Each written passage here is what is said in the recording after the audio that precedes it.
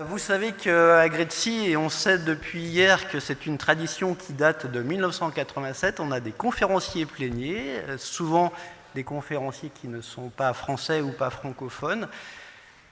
Et ces conférences pléniers, pour les plus jeunes, ou pour ceux qui participent à leur premier Grétzy, on a l'habitude de les ranger dans deux catégories, une qu'on dit de prestige et une qu'on dit plénier. Alors cette nomenclature, elle est juste là pour indiquer qu'il y a une catégorie qui est davantage un peu plus loin de notre discipline et un peu plus découverte, et puis une autre qui est beaucoup plus cœur de discipline, et ce premier exposé va être dans cette seconde catégorie. Et puis, comme le comité d'organisation avait à cœur de donner une dimension européenne pour ce Grétzy à Strasbourg, le comité de programme a soutenu cet effort en invitant un orateur qui est francophone, mais d'un pays frontalier. Et c'est dans ce contexte qu'on a donc le plaisir de vous accueillir Nicolas, s'il vous plaît. Nicolas Gilis.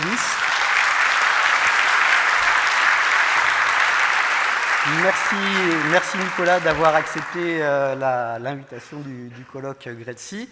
Vous êtes professeur à l'université de Mons, professeur ordinaire, ce qui, dans votre nomenclature, enfin dans la nomenclature de l'université française, veut dire professeur exceptionnel, probablement.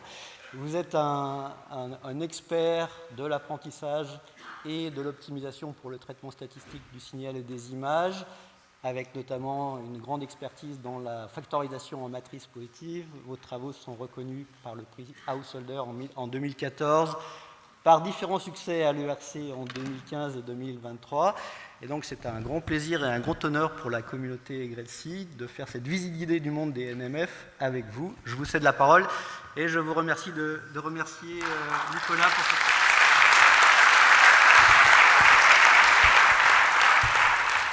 Oui, bonjour à tous, merci d'être présents et évidemment merci aux organisateurs pour cette invitation prestigieuse. C'est vraiment un plaisir et un honneur d'être ici devant vous pour faire cette présentation.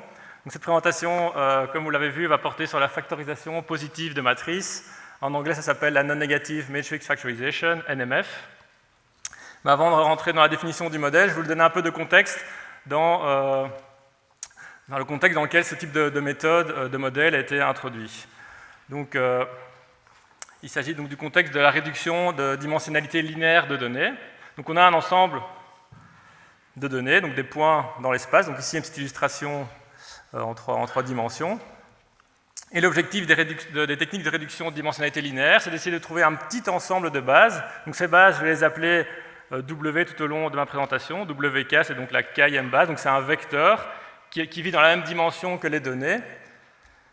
De telle manière, ils sont choisis, ces vecteurs, de telle manière à ce que chaque point du jeu de données peut être bien approché par une combinaison linéaire de ces vecteurs de base. Et les poids nécessaires pour reconstruire ces vecteurs, ça s'appelle parfois les activations en traitement du signal, et les éléments de base s'appellent parfois les sources. Et donc ces techniques de réduction de dimensionnalité linéaire sont en fait équivalentes à des problèmes de factorisation de matrices de rang faible.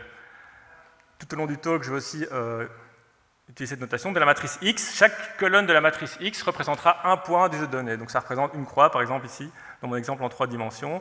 Donc dans cet exemple-ci, j'ai approché ces points en 3 dimensions par un hyperplan en 2 dimensions. Donc il y a dans ce cas-ci 2 vecteurs de base, W1 et W2.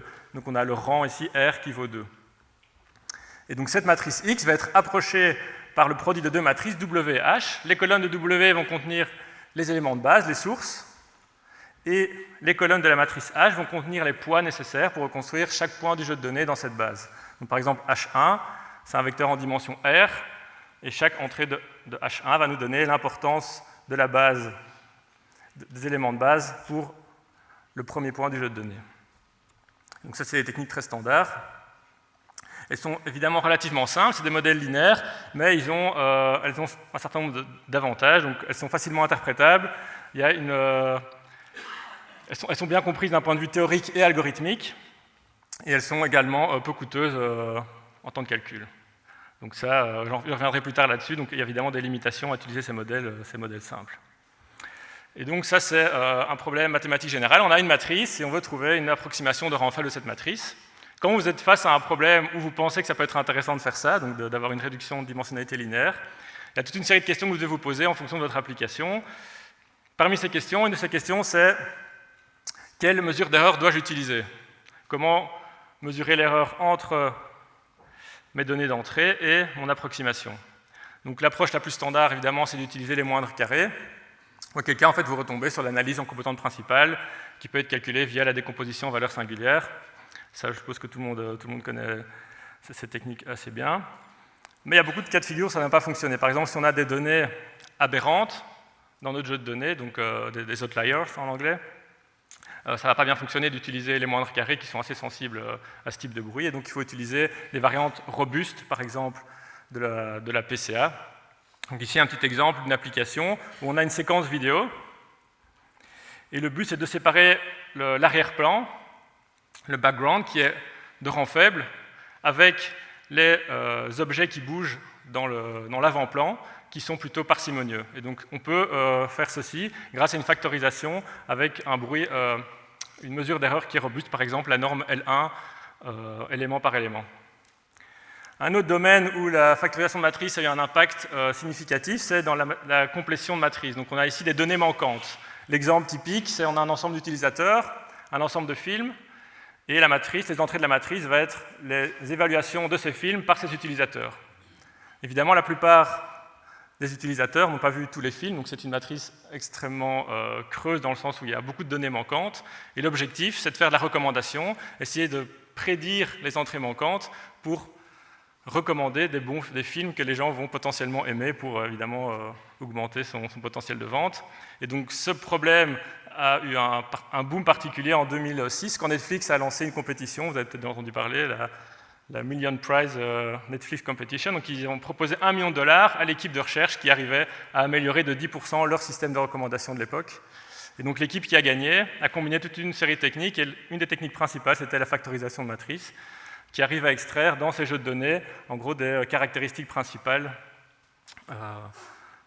Donc voilà une des applications qui a eu un impact particulier, une des applications de la factorisation de matrice qui a été et qui est encore très, très influente. Donc si vous allez dans des conférences sur les systèmes de recommandation, il y aura toujours des présentations qui parleront de ce type d'approche. Ensuite, une autre question vous pouvez vous poser, c'est est-ce que je dois imposer des contraintes supplémentaires sur mes facteurs? Il y a beaucoup de problèmes, on a des a priori, par exemple les facteurs vont être parcimonieux, ou bien si ça correspond à des images, on peut vouloir utiliser une régularisation de type total variation. Il y a un exemple extrême, par exemple, c'est amusant de faire le parallèle, je ne sais pas si tout le monde connaît ceci, mais donc si on impose que chaque colonne de la matrice H a une entrée non nulle égale à 1, ben la factorisation de matrice, c'est du K-moyenne, du K-means. Puisque si on fait ça, si chaque colonne de la matrice H a une seule entrée égale à 1, ça correspond à approcher chaque point du jeu de données par exactement une colonne de W qui est donc un centroïde. Et donc la factorisation de matrice en fait généralise le K-mean, si vous voulez, c'est une manière de voir les choses. Donc comme j'ai dit, la parcimonie qui est extrêmement utilisée. Dans beaucoup d'applications, ça a du sens d'ajouter des contraintes de parcimonie pour l'interprétabilité, par exemple. Et dans cette présentation, donc comme vous le savez tous, je vais parler donc de la factorisation positive de matrice, où on va imposer que les facteurs W et H sont positifs. Donc voici une formulation de la Non-Negative Matrix Factorization. Je vais utiliser NMF, l'acronyme, pour faire plus court. Donc comment ce problème est formulé? On a en entrée une matrice X qui est positive, donc toutes les entrées sont positives. On nous donne un rang de factorisation. Bon, ça évidemment, c'est une question que j'ai souvent à la fin du talk, comment on choisit ce rang, et malheureusement, il n'y a pas de réponse toute faite, donc c'est un problème assez difficile en pratique, comment on choisit le rang de cette factorisation, donc ça dépend un peu de l'application en question. Et ensuite, on a une mesure d'erreur à choisir. Et on va essayer de trouver, étant donné ces trois éléments d'entrée, donc la matrice, le rang et la mesure d'erreur, on va essayer de trouver deux facteurs, W et H, où W à R colonne, R c'est la dimension dans laquelle on réduit les données, H à R ligne, et leur produit approche le mieux possible dans cette erreur D, la matrice X. Et donc la particularité de la factorisation positive, c'est que les matrices W et H sont positives, donc tous les éléments sont plus grands ou égaux à 0. Donc comme je vous l'ai montré, c'est une technique de réduction de dimensionnalité linéaire, dans ce cas-ci pour données positives. Parce qu'évidemment, ça n'a pas beaucoup de sens d'approcher une matrice qui a des entrées négatives par un produit de choses positives, puisqu'on ne pourra jamais approcher des choses négatives avec un produit de matrices positives. Et donc cette technique, évidemment, est particulièrement adaptée, enfin quasiment que adaptée, mais s'il y a des exceptions pour des données positives. Et donc chaque élément du jeu de données va être approché par une combinaison linéaire, je le répète parce que ça va être important pour les applications aussi, des éléments de base W qui sont positifs et des poids qui sont également positifs. La petite différence de l'interprétation géométrique par rapport au cas non contraint, c'est qu'ici, les colonnes de X vont appartenir aux cônes générés par les colonnes de W. Donc en 2 dimensions, un cône, c'est simplement, c'est comme un cône de crème glacée, quoi, un ice cream cone. Et donc on doit trouver des vecteurs qui font que leur cône, le cône qui génère, contienne le mieux possible ces données. Donc voilà, ça c'est la définition du problème. Maintenant la question évidemment suivante, c'est pourquoi la NMF?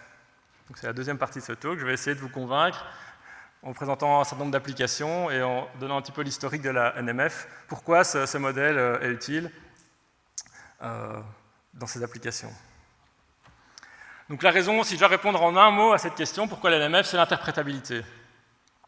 Donc du fait que les éléments de base sont positifs comme les données, on pourra les interpréter exactement de la même manière qu'on interprète les données. Par exemple comme des images ou des spectres, comme je vais vous montrer, ou des spectrogrammes, comme je vais le montrer dans les exemples. Et le fait que H est positif facilite aussi l'interprétation, puisqu'on a vraiment des activations. Si l'entrée de H vaut 0, ben c'est que la base, la source n'est pas présente dans le point du jeu de données. Si elle est positive, c'est qu'elle est présente. Et la valeur positive nous donne l'importance relative de cette source. Donc comme je l'ai dit, on peut interpréter la NMF en fait comme un peu un cas moyenne relâché, où en fait c'est un soft clustering des données. La matrice H nous donne en fait un soft clustering, et les colonnes W nous donnent des centroïdes, si vous voulez, pour ces données. Et donc la NMF a été popularisée à la fin des années 90 par Lee et Seung dans la revue Nature. Donc c'est bien, ils ont publié dans cette revue, donc ce qui a fait que ça a eu un impact particulier. Et je vais montrer les 2 applications qu'ils avaient présentées. Donc c'était principalement pour l'analyse de données non supervisées. Mais c'est important de savoir pour l'historique que la NMF en fait est apparue bien plus tôt, en particulier dans 2 domaines. Un domaine qui est la chimie analytique, et je vais montrer un exemple juste après, où ils appellent ça en fait la Self-Modeling Curve Resolution. Donc le nom est assez amusant, je trouve, Self-Modeling Curve Resolution. En fait, la technique va automatiquement apprendre les courbes en fait, qui vont représenter soit des spectres des composants chimiques, soit leur activation en fonction du temps. Et le deuxième domaine où la NMF a eu un impact majeur et a toujours un impact, c'est dans le démixage d'images hyperspectrales, donc en télédétection. Donc, il y a eu des milliers d'articles, enfin, je ne sais pas exactement combien, mais qui utilisent la NMF ou des variantes pour démélanger des images hyperspectrales, et je vais aussi parler de cette application juste après. Et c'est aussi important de savoir qu'il y a plein d'autres domaines en fait, où la NMF a été utilisée avant, en algèbre linéaire, en géométrie calculatoire. Donc en effet, ce problème, comme je vais essayer de le montrer, enfin j'en reparlerai un peu plus tard, une interprétation géométrique assez intéressante, et donc c'est en fait équivalent à certains problèmes géométriques qui avaient déjà été étudiés avant. Et un autre domaine dans lequel j'ai travaillé qui est très différent, c'est en optimisation combinatoire, la NMF peut être utilisée pour en fait compresser des polytopes, donc représenter compactement des polytopes en haute dimension, comme des polytopes en petite dimension, comme des projections de polytopes en plus grande dimension. Enfin, je ne vais pas rentrer dans les détails, mais tout ça pour dire qu'il y a d'autres connexions assez amusantes en dehors du traitement du signal et de l'analyse de données, disons. Et plus récemment, j'ai discuté hier avec Thomas Feld, qui a donc gagné le prix de la thèse, vous pourrez venir l'écouter demain. Ça a été utilisé très récemment, de manière assez convaincante apparemment, mais il vous en dira plus pour expliquer en fait les réseaux de neurones, donc pour faire de l'explicabilité de réseaux de neurones. Donc voici la première application. Donc maintenant, je vais présenter un certain nombre d'applications pour vous convaincre, j'espère encore plus, de l'intérêt de la NMF, qui est donc la première application où elle a été utilisée, donc en chimie analytique. Donc ici, on a une réaction assez simple avec 5 composants. Pour faire simple, j'ai juste appelé ABCD. Donc on démarre avec la réaction qui n'a que du composant de type A, qui se transforme en B, B se transforme en C et en D, C en E, puis E de nouveau en C. Et ensuite, finalement, D, c'est le seul élément qui est stable, et donc tout va, in fine, se transformer en D. Donc quand on a une réaction chimique de ce type, ce que font les chimistes, c'est qu'ils vont prendre un spectre de cette réaction à différents instants du temps. Donc, par exemple, chaque seconde, ils vont prendre une mesure du spectre. Donc la question, c'est comment est-ce qu'on peut modéliser ce problème pour, à partir de la réaction chimique, retrouver les composants principaux et leur concentration en fonction du temps. Et ça, c'est exactement un problème NMF, où chaque colonne de la matrice de données, ça va être le spectre à un temps t de la réaction chimique. Chaque colonne de la matrice H va donner les concentrations des composants en fonction du temps. Donc dans ce cas-ci, vu qu'il y a 5 éléments, la matrice H, enfin, le vecteur H de t va avoir une dimension 5. Et chaque colonne de la matrice W va contenir les spectres des composants purs. Et la supposition, c'est une simplification physique, c'est que le spectre d'une réaction chimique va dépendre en fait des concentrations des composants qu'il contient. Donc, par exemple, s'il contient 50% du composant A et 50% du composant B, son spectre, ça va être 0,5 fois le spectre de A plus 0,5 fois le spectre de B.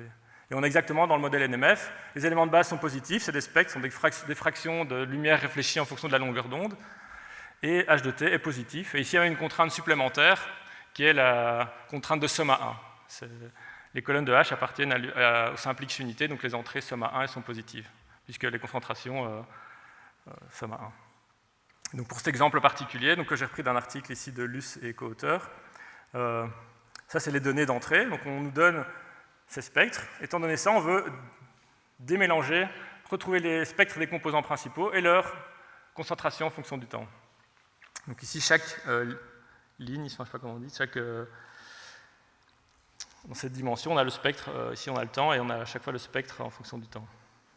Et donc si on factorise cette matrice via la NMF, on va obtenir dans la matrice H les concentrations en fonction du temps. Donc on voit ici qu'on n'a que le composant A au temps 0, qui se décompose progressivement, et ensuite les autres composants ont différents comportements, et en particulier le composant D à la fin va absorber, enfin tout va se transformer dans le composant D, comme on l'a vu dans le schéma ici. Donc évidemment ici, directement, si vous dites j'ai envie d'attaquer ce problème, on peut utiliser des contraintes complémentaires. Par exemple, ici on peut imposer qu'au temps initial, on sait quel composant il y a dans la réaction chimique, par exemple. Et les spectres, dans le cas chimique, les spectres sont assez différents que dans l'hyperspectral. Comme vous le verrez, ici les spectres sont plutôt parcimonieux. Donc on peut aussi utiliser cette propriété dans cette application-ci. Donc il y a eu énormément de travaux en parallèle, je dirais. Il n'y a pas eu tellement d'overlap entre les deux communautés. Il y a beaucoup de travaux dans cette communauté sur ce modèle-là qui est en fait de la NMF. Donc la deuxième application où la NMF a eu un impact particulièrement important, c'est donc le démixage d'images hyperspectrales. Donc on a une image hyperspectrale, en voici une. Donc vous pouvez imaginer ça comme un tenseur. Donc il y a 2 dimensions spatiales et une dimension spectrale. Donc ici, l'image particulière, c'est un Walmart, c'est une image assez connue, utilisée dans la littérature. Ça, c'est le toit d'un Walmart aux États-Unis, au Texas. Il y a ici le parking. Ici, il y a des arbres, de l'herbe et des routes, et puis des maisons. Et donc, pour chaque pixel, dans ce type d'image, on va mesurer entre 100 et 200 longueurs d'onde, et donc on obtient ce qu'on appelle le spectre de chaque pixel, qui est donc la réponse, la fraction de lumière réfléchie en fonction de la longueur d'onde. Donc ici, on a par exemple le spectre de la route, et ici le spectre pour un pixel qui contient que de l'herbe. Et le modèle physique nouveau linéaire simplifié, parce qu'en pratique, évidemment, il y a des non-linéarités, interaction avec l'atmosphère et autres, j'en parlerai aussi plus tard. Mais le modèle linéaire simplifié qui fonctionne bien dans beaucoup de cas de figure, c'est le modèle de nouveau de la NMF. Chaque pixel, son spectre, ça va être une combinaison linéaire non négative des spectres des matériaux composants ce pixel. Donc dans ce cas-ci, j'ai pris un exemple où il y avait un pixel qui contenait 60% d'herbe et 40% de route. L'intuition, c'est 40% de la lumière réfléchie par la route, 60% par l'herbe, et donc ça fait une combinaison linéaire simplement de ces deux spectres. Et donc de nouveau, on est dans un modèle qui est parfaitement un modèle NMF, si je peux dire, dans ce modèle simplifié physique. Et donc la manière de le représenter, c'est chaque colonne de la matrice X va être un spectre, et la NMF va, on l'espère, nous retourner dans les colonnes W les spectres des composants de cette image hyperspectrale, donc des matériaux qu'on appelle end-member, j'en reparlerai plus tard aussi, donc dans ce cas-ci la route, l'herbe, etc. Et la matrice H va nous donner les abondances, les cartes qu'on appelle les cartes d'abondance, donc quel pixel contient quel matériau et en quelle quantité. Donc ici par exemple on a la carte d'abondance pour la route, qui est donc la première ligne de H qui correspond à la première colonne de W ici.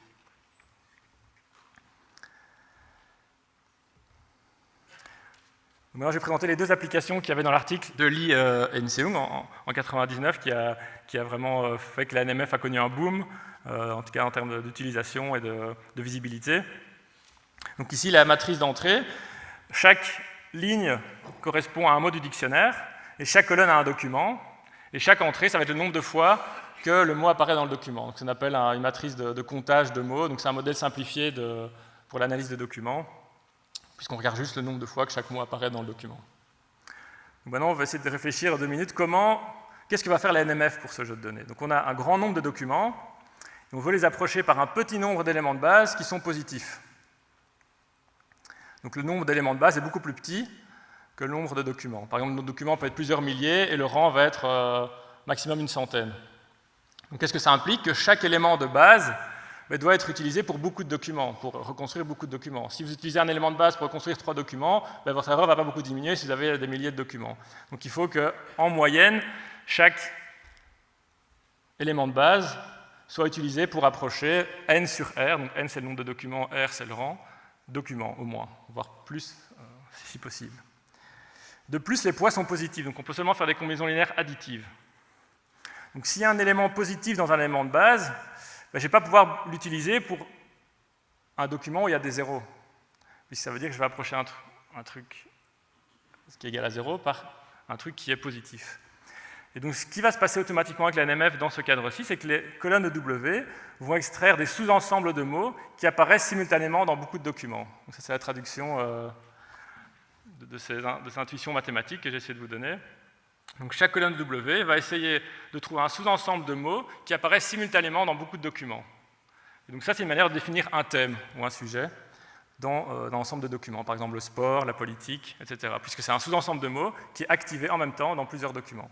Et donc automatiquement, la NMF va extraire dans les colonnes W les thèmes, et en plus, gratuitement, ça va vous donner la classification de tous les documents dans ces thèmes. Donc quelle proportion de chaque thème, chaque document discute. Et donc c'est ça qui a rendu la NMF très populaire, c'est que c'est extrêmement facilement interprétable. Vous pouvez regarder cette matrice W, vous pouvez même ranger les mots par ordre d'importance en fonction de la grandeur. Donc la plus grande valeur dans cette colonne-ci, ça va être le mot le plus important de ce sujet-là. La deuxième valeur plus importante, ce sera le deuxième mot le plus important, etc. Donc pour illustrer ça, j'ai pris un petit exemple numérique. Bon, je ne le fais pas en live parce que c'était un peu trop risqué, mais croyez-moi, je l'ai fait sur mon ordinateur. Donc ici, c'est le corpus TDT2, donc c'est un corpus assez vieux, de 1998, avec plusieurs sources, donc radio, télévision. Il y a 20 000 mots et 10 000 documents, plus ou moins. C'est une matrice très très creuse, donc ça c'est une particularité. Contrairement aux images hyperspectrales, par exemple, qui sont denses, ici on a une matrice qui est très très creuse. Plus de 99% des entrées sont nulles. Et voici un petit exemple. Par exemple, le 5e document contient une fois le 1000e mot, qui est le mot bras, arms. Donc maintenant on utilise la NMF. Donc là j'ai utilisé ce super algorithme qui est dans la toolbox que je propose. Donc si vous utilisez MATLAB, il y en a de moins en moins, mais si vous êtes encore un utilisateur MATLAB, je vous invite à utiliser cette fonction. Donc c'est simplement la NMF de base, avec la norme de Frobenius, donc les moindres carrés. J'ai fait un rang 20. Comme je dis, je passe sous silence pourquoi j'ai pris rang 20. Et ensuite, simplement, pour chaque colonne de W, j'ai simplement, comme j'ai dit, donc mis dans l'ordre les mots par importance. J'ai juste gardé les 10 mots les plus importants pour essayer de voir si ça a du sens, les sujets qu'on extrait. Donc voici 5 des 20 sujets, donc effectivement on peut très facilement les interpréter. Par exemple le premier sujet, voici les mots en ordre d'importance. Et donc en 98, il y a eu le scandale Lewinsky-Clinton. Il y avait évidemment déjà malheureusement le conflit israélo-palestinien. Il y a un sujet sur le stock market. Il y avait eu les Jeux olympiques d'hiver à Nagano en 98, l'hiver 98. Et ensuite il y avait un sujet plus général sur le sport. Donc on voit Jordan pour Michael Jordan et puis des mots plutôt liés au football américain. Et donc c'est ça qui est assez, je pense, qui a rendu la NMF particulièrement populaire, c'est que c'est très simple à utiliser, très simple à interpréter. Le deuxième exemple, qui est encore plus visuel, qui est très visuel, je pense que c'était l'image la plus utilisée dans la littérature NMF, c'est l'application sur des images faciales. Donc ici, chaque colonne de la matrice X correspond à un visage d'une image à niveau de gris, pour simplifier, qui a été vectorisé. Donc l'entrée X, IJ de la matrice, c'est l'intensité du pixel I dans l'image J. Donc de nouveau, si on réfléchit un peu, je veux approcher toutes ces images, j'en ai des milliers, dans ce cas-ci, il y en a 2429, si je me souviens bien, par un petit nombre d'éléments de base. Donc ici, on va utiliser 49. Pourquoi 49? Parce que c'est ce qu'ils ont utilisé dans l'INCE. Pourquoi ils ont utilisé 49? Simplement, c'était pour avoir un bel affichage de 7 par 7 d'éléments de base, mais ça aurait pu être 8, ça aurait pu être 64, ou... Bon, ça, on ne saura jamais pourquoi ils ont pris 49, mais en tout cas, c'est une des raisons. Et donc il faut maintenant, avec un petit nombre d'éléments de base, qu'on peut interpréter comme des images, donc des activations de pixels, reconstruire beaucoup de visages. Donc ce qu'il faut faire de nouveau, comme pour le cas des documents, c'est trouver un sous-ensemble de pixels activés en même temps dans beaucoup d'images. Et ça, c'est des caractéristiques faciales, en fait. On va pouvoir reconstruire beaucoup de visages grâce à des combinaisons linéaires positives d'images qui sont des caractéristiques faciales localisées, comme la bouche, les yeux, le nez, etc. Et donc ça, c'est l'image qui est donc apparue dans l'article de Lee et Seung, qui a été réutilisée sans doute des milliers de fois, où on compare donc la NMF, qui est très interprétable, c'est des caractéristiques faciales qui sont activées pour reconstruire un visage. Ici, c'est un exemple de la base de données. On voit par exemple qu'ici, on a une activation qui est forte pour cet élément de base-là. On voit effectivement qu'il y a les yeux ou les sourcils de cette personne qui sont ceux-ci. Par contre, la PCA, c'est très difficile à interpréter. Ça a déjà été utilisé avant la NMF, pour ceux qui ont entendu parler de eigenfaces, donc c'est aussi utilisé, mais c'est beaucoup plus difficilement interprétable, parce qu'à part le premier facteur qui est positif, par le théorème de Perron-Frobenius, tous les autres vont être en gros à moitié négatifs, à moitié positifs. Les poids sont positifs, négatifs, donc c'est difficile à vraiment interpréter.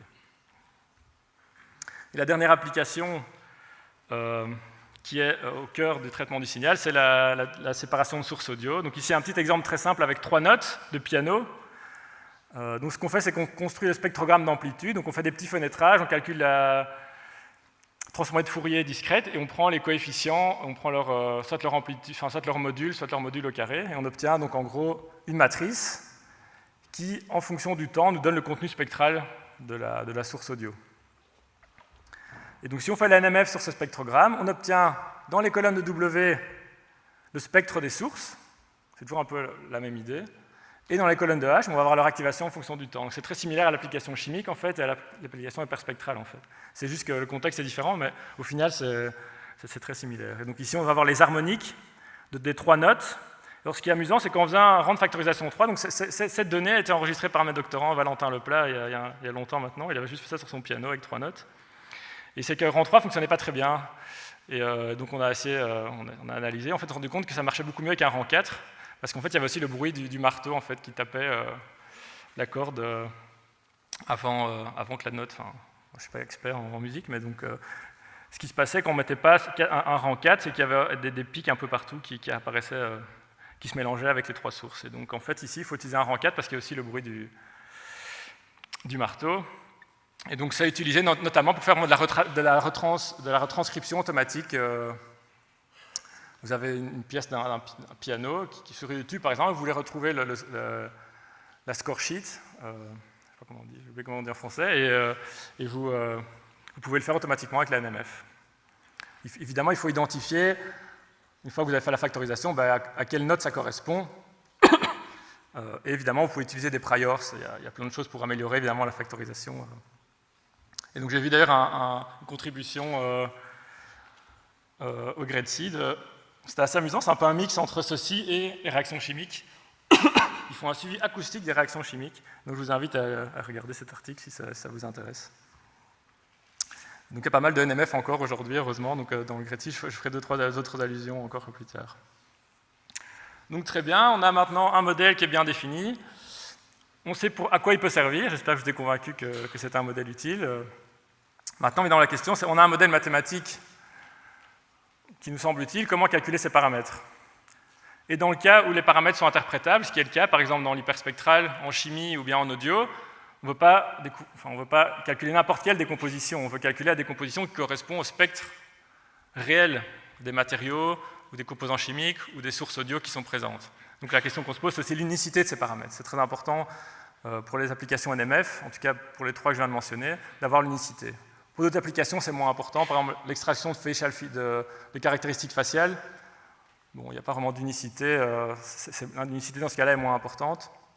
Mais pour les applications physiques, c'est extrêmement important de pouvoir garantir l'unicité de la solution. Et donc, c'est 2 questions extrêmement importantes sur lesquelles j'ai travaillé maintenant plus de 10 ans. J'ai commencé à travailler sur la NMF en 2006, presque 20 ans, déjà dans mon mémoire de master. Et donc, 2 questions importantes, c'est est-ce qu'on peut calculer WH, donc les paramètres de mon modèle, et est-ce qu'ils sont uniques? Bon, j'ai 2 mauvaises nouvelles pour vous, c'est non et non.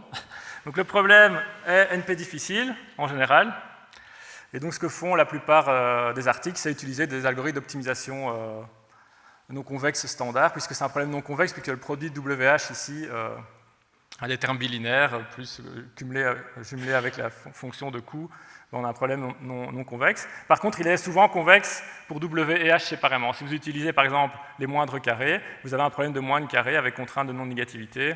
Ça s'appelle un non-negative least squares. Il y a une toolbox MATLAB qui le fait pour vous directement. Donc vous pouvez implémenter en 5 minutes un algorithme NMF qui va simplement optimiser W pour H fixé, et puis H pour W fixé, comme ça itérativement jusqu'à ce que ça converge. Donc ça, c'est... Beaucoup de travaux ont été faits là-dessus. D'ailleurs, il y a eu 2 posters hier, un par Jérémy Cohen et un présenté par Gilles Roussel, sur des manières d'accélérer ou de trouver des meilleures solutions à la NMF. Et le deuxième problème de non-unicité, il est aussi présent.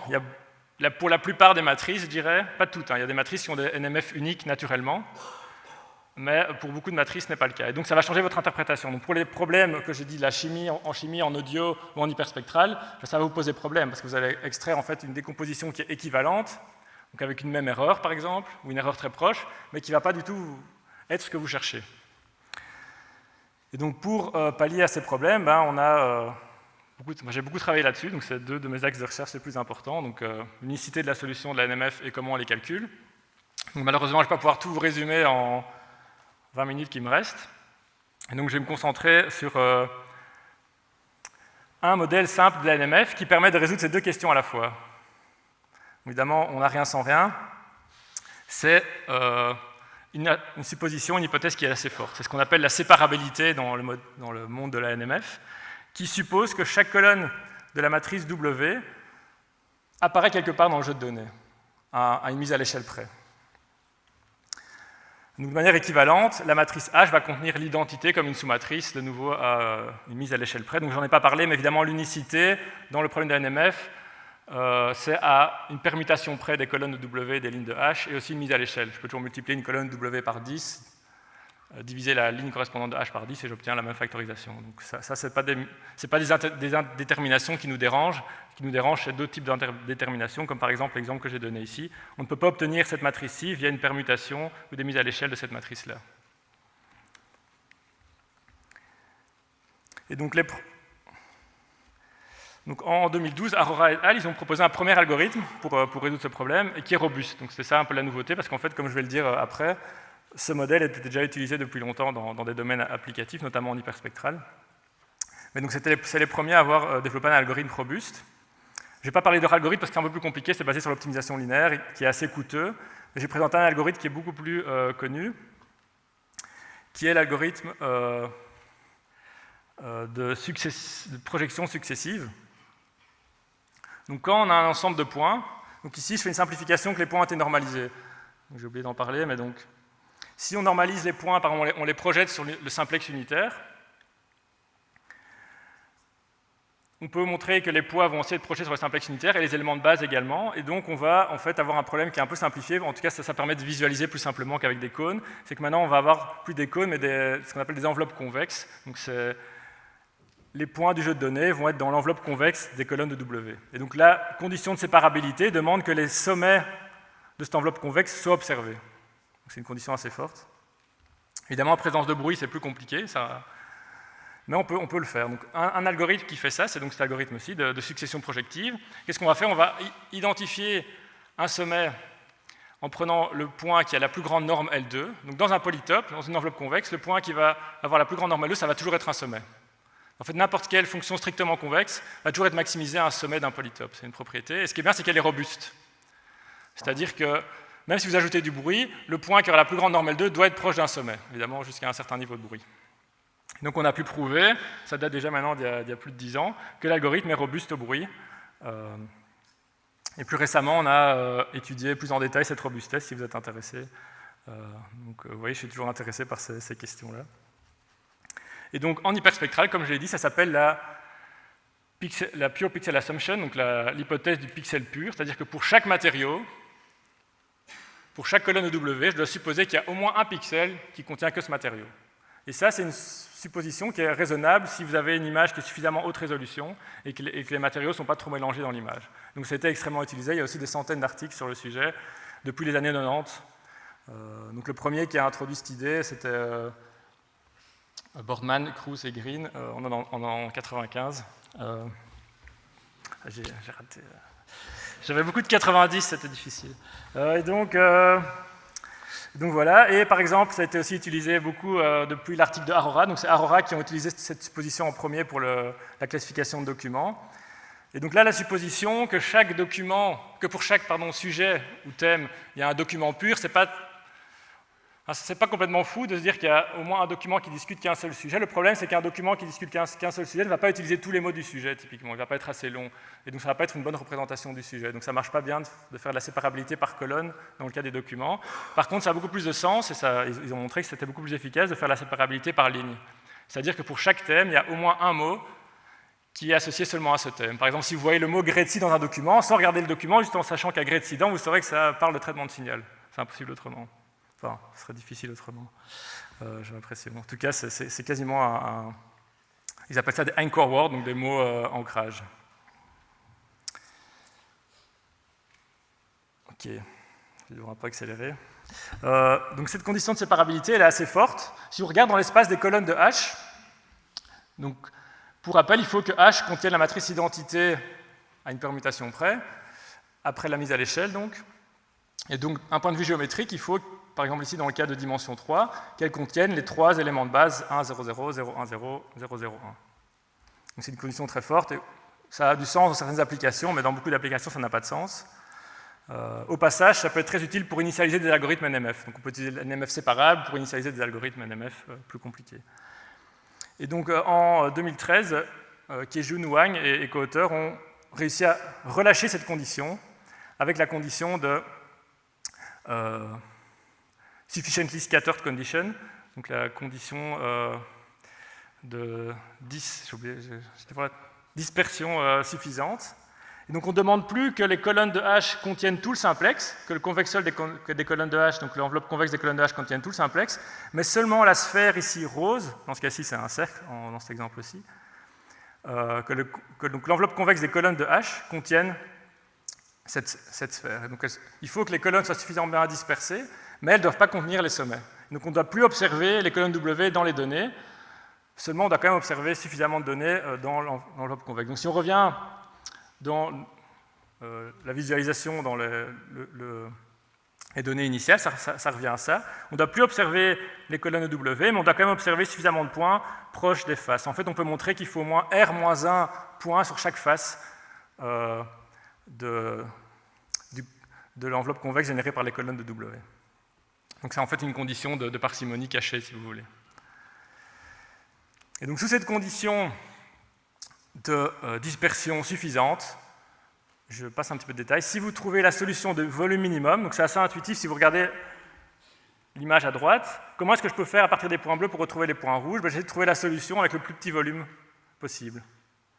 Et en fait, comme on contient l'ellipse ici de volume maximal, en fait, ce cercle ici, c'est l'ellipse de volume maximal contenue dans le simplex. À une transformation W près, on obtient l'ellipse de volume maximal. Donc si on contient tous les points bleus, on contient aussi l'ellipse de volume maximal, et donc on peut montrer qu'on va contenir les sommets en fait, originaux.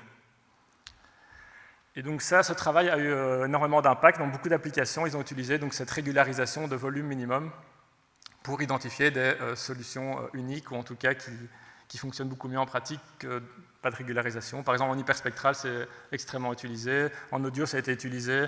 Et plus récemment, dans d'autres applications assez différentes, en crowdsourcing, par exemple, et en label noise learning. Donc ça, c'est des travaux par Xiaofu.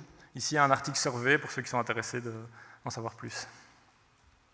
Et évidemment, il y a plein d'autres régularisations qui fonctionnent, notamment la parcimonie. Donc, on peut aussi imposer des conditions de parcimonie pour avoir l'unicité.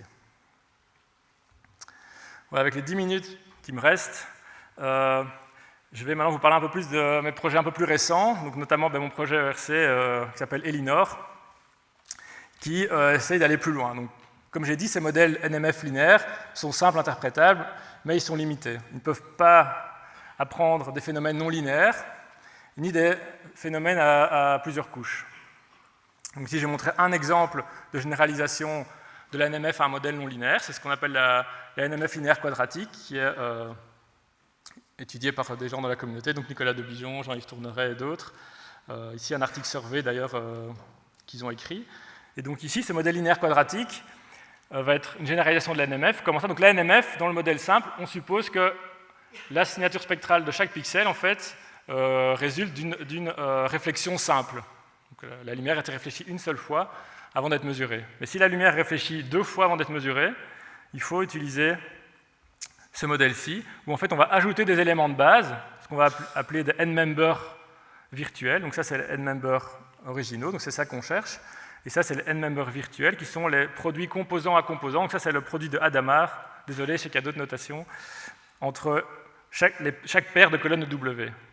Puisque la lumière qui est réfléchie ici puis ici, ben la lumière réfléchie totale, ça va simplement être le produit composant à composant. Par exemple, si l'arbre réfléchit 3/4 de la lumière et la route 1/4 à une longueur non donnée, ben en total, ça fera 3/16 qui est réfléchi. Donc on peut réécrire ce modèle comme un modèle linéaire, où les éléments de base, c'est les colonnes de W, des n-members originaux et des n-members virtuels. Donc ce qu'on a fait dans un article pas si récemment que ça, mais donc que je trouvais intéressant à mentionner, c'est de généraliser cette condition de séparabilité. Donc si on suppose que les n-members, les colonnes W, apparaissent de manière pure dans le jeu de données, mais on ne suppose pas que les n-members virtuels apparaissent de manière pure, ce serait beaucoup trop fort. Ça n'existe, enfin, on ne peut pas observer toutes les interactions 2 par 2 des matériaux. Ça, on ne demande pas. On demande juste que les matériaux, les colonnes W apparaissent de manière pure dans le jeu de données. Ben, dans ce cas-là, on peut généraliser l'algorithme de succession projective. Donc on fait 2 choses. On va utiliser la positivité. Donc dans l'algorithme de projection successive, on va identifier une colonne avec une norme L2 maximum. Et ensuite, on va la projeter. On va projeter tous les points du jeu de données sur le complément orthogonal. Et ensuite, on va extraire une deuxième colonne avec le même système. Donc, géométriquement, on a un polytope, on extrait un sommet, puis on projette sur le complément orthogonal. Et donc, si les colonnes W ont un rang plein, on peut faire ça R fois pour obtenir les colonnes. Et donc, ce qu'on peut faire ici, simplement pour généraliser, c'est de projeter, en fait, pas seulement sur les colonnes, mais aussi sur leurs produits composant par composant. Donc, je passe un petit peu vite, mais pour essayer de vous présenter le plus de choses possible. Et donc ici, c'est un petit résultat numérique. Donc ça, c'est la version linéaire, et ça, c'est la version non linéaire. Donc plus il y a de non-linéarité, en jaune, c'est quand ça fonctionne bien. Plus il y a de non-linéarité, plus la version non linéaire va évidemment fonctionner mieux que la version linéaire. Par contre, s'il y a peu de non-linéarité ici, la méthode linéaire donc, fonctionne mieux. C'est assez logique. Mais donc, tout ça pour dire que même si vous avez des problèmes non linéaires compliqués, on peut, dans ce cas-ci, utiliser les mêmes idées, les étendre. Dans ce cas-ci, bon, ça a demandé pas mal de travail. Donc, c'est Christophe Kervazo qui avait fait le principal de la preuve de robustesse qui est assez longue, mais donc ça fonctionne. Et une deuxième chose donc, que les modèles linéaires ne savent pas faire, c'est extraire des hiérarchies. Par exemple, dans le cas hyperspectral, est-ce qu'on pourrait extraire une hiérarchie de matériaux et voir comment elles sont connectées dans les différents niveaux de la hiérarchie? Par exemple, le niveau le plus élevé, ce serait par exemple, pour l'image urbaine, c'est tous les pixels contenant de la végétation et tous ceux contenant pas de végétation. Ensuite, la végétation peut être séparée, par exemple, en herbe et en arbre, et puis les arbres en différents types d'arbres, et l'herbe en différents types d'herbes. Par exemple, dans cet exemple-ci, il y a une herbe qui est beaucoup plus sèche, qui est sèche à un endroit et pas à un autre, et donc c'est ce que ça sépare ici. De manière similaire, pour l'extraction de caractéristiques faciales, on peut avoir différents niveaux, des caractéristiques faciales plus localisées et des caractéristiques faciales plus high level, si vous voulez. Et donc ça, c'est ce qu'on observe ici, c'est un rang 50, rang 25, rang 15. Et donc on peut faire ça avec ce qui s'appelle la Deep NMF. Donc on a plusieurs niveaux de factorisation. Donc le premier niveau, c'est la NMF normale, si vous voulez, et ensuite on va faire ça plusieurs fois. Donc ici, par exemple, on va ajouter un troisième facteur qui va permettre d'interpréter en fait ces features. Ici, ça va être les features qui sont ici, les caractéristiques faciales, c'est des combinaisons linéaires en fait des caractéristiques faciales ici, et on sait comment elles sont connectées en fait les unes aux autres. Et idem pour le troisième niveau. Donc ça, évidemment, ça commence à être lié au réseau de neurones. Ici, c'est un réseau de neurones linéaire, il n'y a pas d'activation non linéaire, mais il y a des contraintes sur les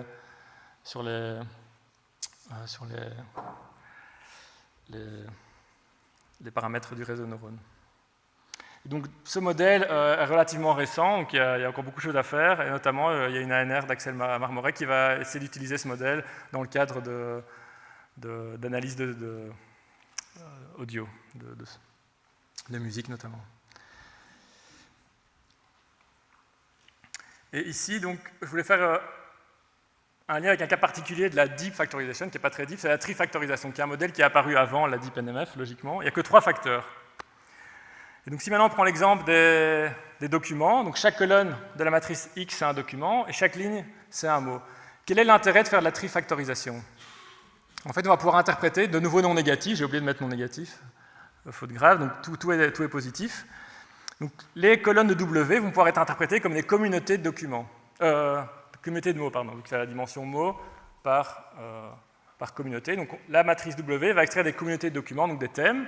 La matrice H va extraire des communautés de documents, c'est-à-dire qui fonctionnent de manière similaire, enfin qui contiennent des sujets similaires. Et la matrice G, au milieu, va permettre de lier ces communautés entre elles. Donc ce qui est intéressant, c'est que ce modèle est étroitement lié à un modèle très connu en détection de communautés qui s'appelle le Stochastic Block Model. Donc là, c'est un cas symétrique. La matrice X d'entrée est symétrique. C'est la matrice d'adjacence d'un graphe. On va imposer que W est égal à H transpose.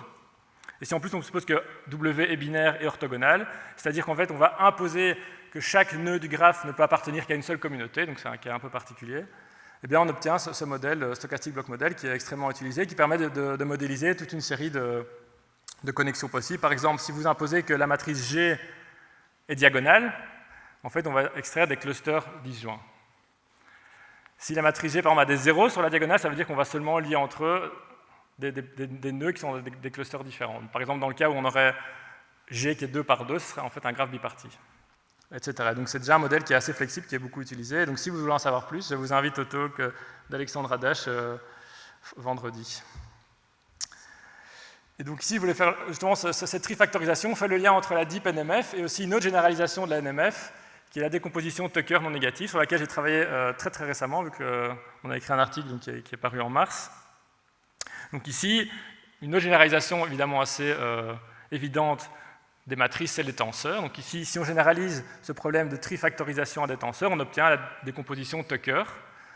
Donc on a notre tenseur ici, pour faire simple, en 3 dimensions, donc avec 3 modes. Et donc il est approché comme le produit de 3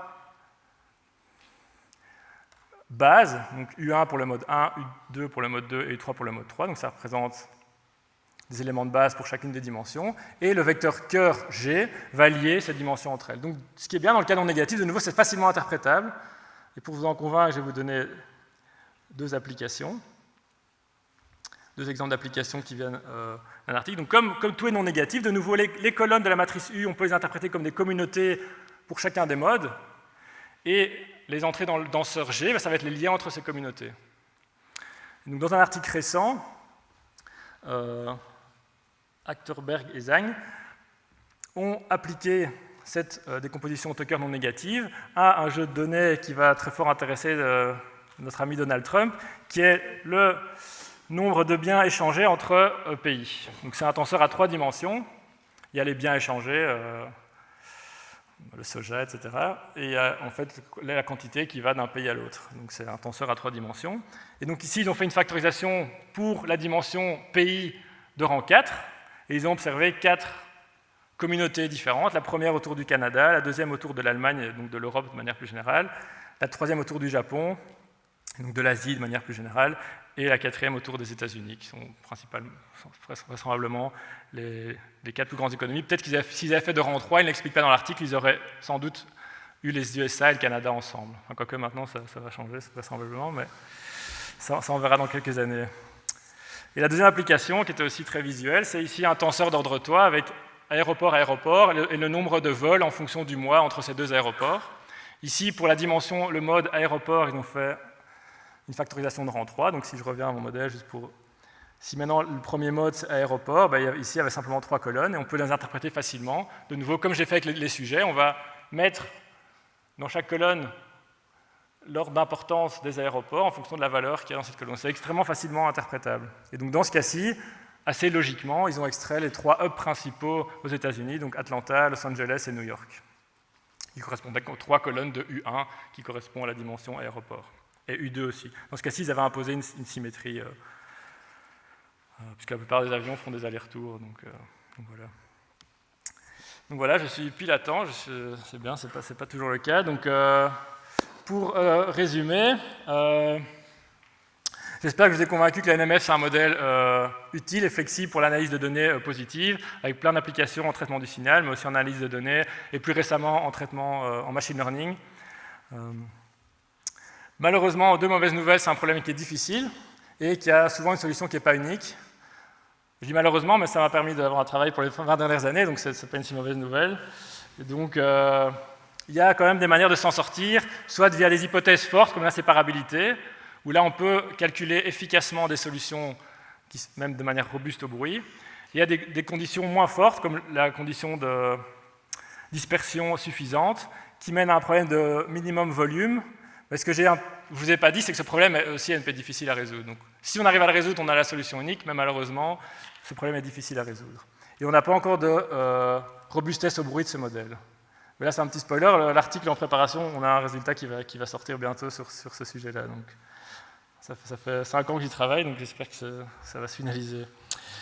Et donc, j'ai essayé aussi de vous montrer qu'on peut aller plus loin que la NMF, donc des extensions non linéaires. Donc, récemment, on a développé ce modèle linéaire quadratique, mais aussi d'autres modèles. La NMF profonde pourrait faire une hiérarchie en fait, de caractéristiques. Et finalement, la décomposition tensorielle qui est plus naturelle. Mais ce qui est bien, c'est qu'on peut utiliser des résultats de la NMF en fait, pour avoir l'identifiabilité de ces facteurs. C'est ce qu'on a fait dans le dernier article que j'avais mis en bas de page. Si vous voulez en savoir plus sur la NMF, je vous invite à acheter ce livre. Il est déjà de 2020, donc il y a des nouveaux résultats qui ne sont pas dedans. Mais sinon, j'ai donné un cours récemment, l'année passée, donc où il y a plein de slides. C'était 6 cours de 2 heures avec des exercices. Et tous les articles sont disponibles sur mon site. Donc merci beaucoup pour votre présence et votre attention.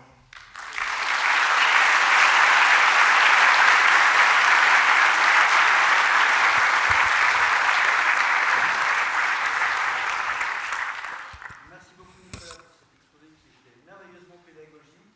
On a le temps de prendre une ou deux questions. Alors il y en a une devant, tout de suite. Jean-Yves, le micro est là. Ah, juste devant, comme ça.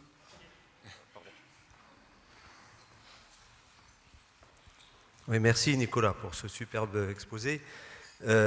Évidemment, plus on met de contraintes sur les matrices WH, plus on est sûr d'assurer l'unicité de la solution. Il faut être sûr que les contraintes aussi sont valables. Oui. Et plus ça devient compliqué de résoudre le problème. Oui. En fait, dans la communauté d'imagerie hyperspectrale, il y a cette condition de somme à 1 qui est un peu controversée.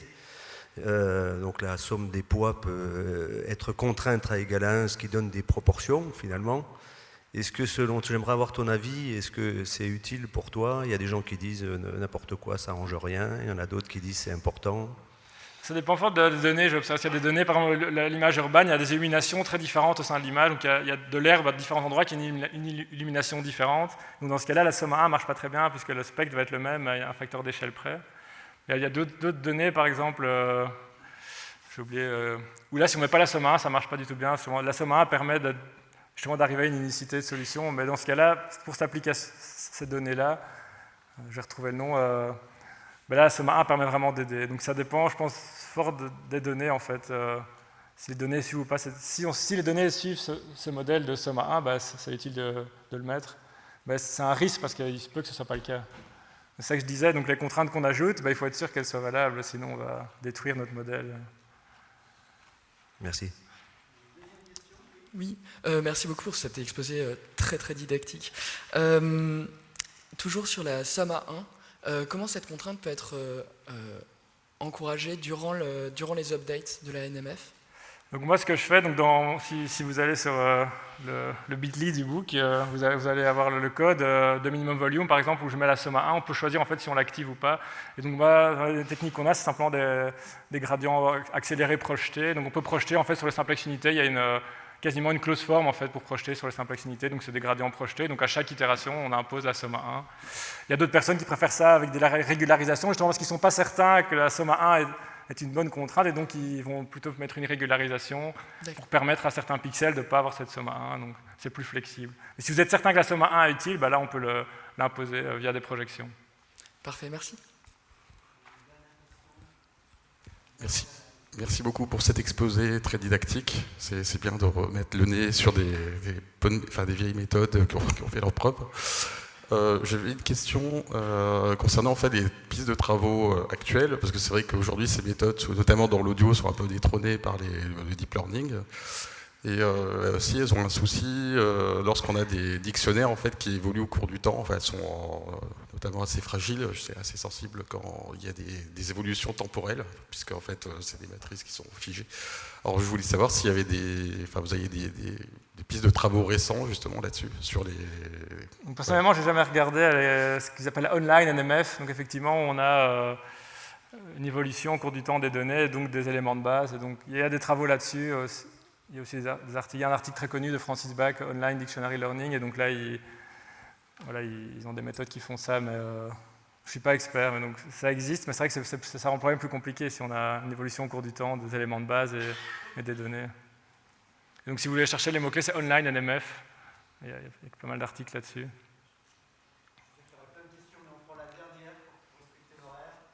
Merci Patrice. Merci Nicolas pour ton exposé. Moi j'ai une petite question sur Deep NMF. Pardon. Une question sur Deep NMF. En fait, dans le Deep NMF, tu as différents rangs. Et est-ce qu'il y a des contraintes sur ces rangs? Comment ça doit évoluer? Typiquement, comme j'ai montré ici, les rangs vont diminuer.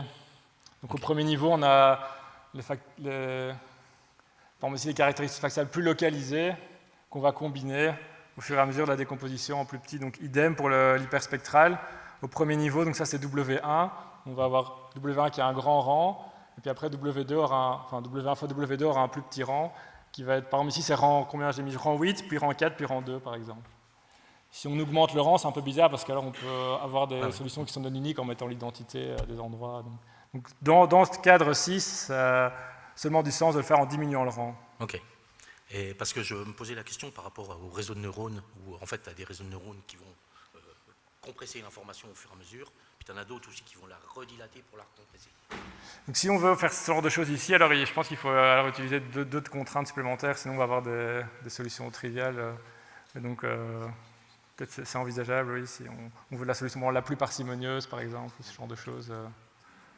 Et ça, je n'ai pas encore étudié, donc voilà, je t'invite à y travailler. Comme je dis, c'est assez récent, donc c'est équivalent en fait, à des réseaux de neurones linéaires avec des contraintes sur les poids, quoi. Très bien, merci beaucoup Nicolas pour cet exposé remarquable. Merci.